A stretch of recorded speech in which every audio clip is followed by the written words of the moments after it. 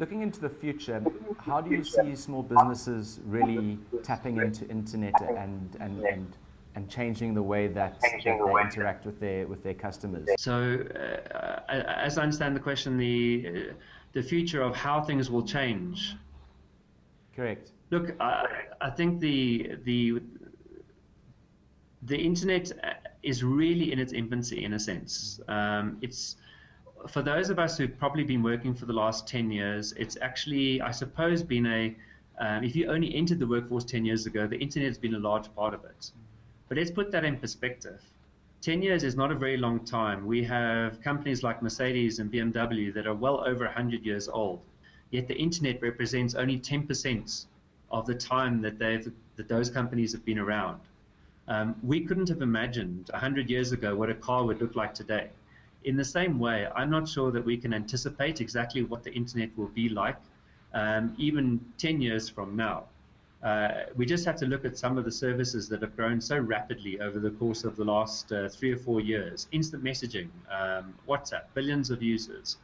The way in which, for instance, consumers now have access to streaming media in South Africa. I don't think any of us would have thought that fiber to the home would have been quite as prevalent as it is in some of our communities.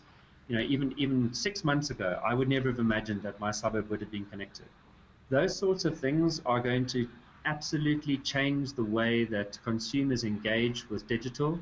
They're going to create opportunities for businesses that don't exist yet. The important thing, however, is that any business really needs to engage with digital now, because if they don't, in 3 to 5 years' time, when virtually every interaction we have with every media is a digital interaction, they're really going to struggle to interact. The last thing I've mentioned there is just the shift to mobile. When Google started, we built all of our products for desktop. And over the last 3 or 4 years, we've had to literally pivot from a desktop company to a mobile company. Now, it's pretty clear to us, particularly in South Africa and the rest of Africa, that all of the engagement, all of the new engagement that we have with our products is via mobile device. So aligned with the fact that things are moving so fast, along with this propensity to use mobile, it's an incredibly different world to where it was 2 or 3 years ago.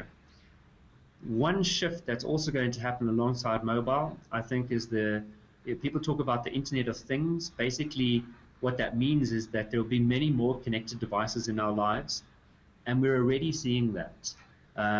Virtually all new cars these days have some sort of voice automated or voice activated functions.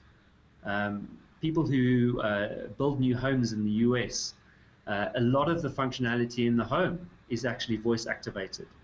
And we're going to see this increasing connectivity, this ability to interact with our worlds that has nothing to do with a mobile device, but everything to do with the fact that virtually every item is connected one way or another. And that's really going to change how we interact, or how we even think of the internet as something we interact with through a screen, to something that we interact with through all of the items that we engage with on a daily basis.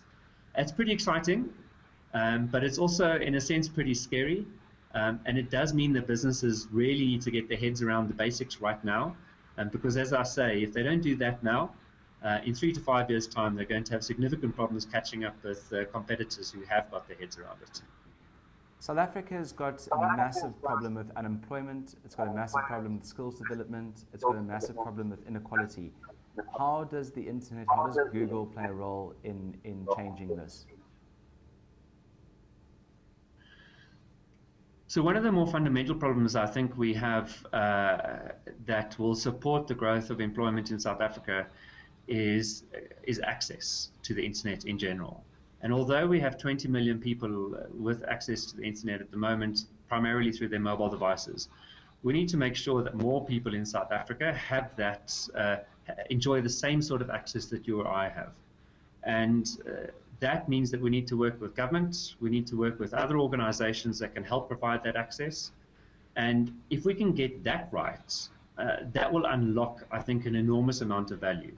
For one, access brings with it educational opportunities that people just currently don't have. Incredibly important. Two, there are all sorts of benefits from a public perspective, disseminating health information, for instance. There are a number of projects throughout Africa where lives have been changed because they have access to information on the internet that helps them live healthier lives.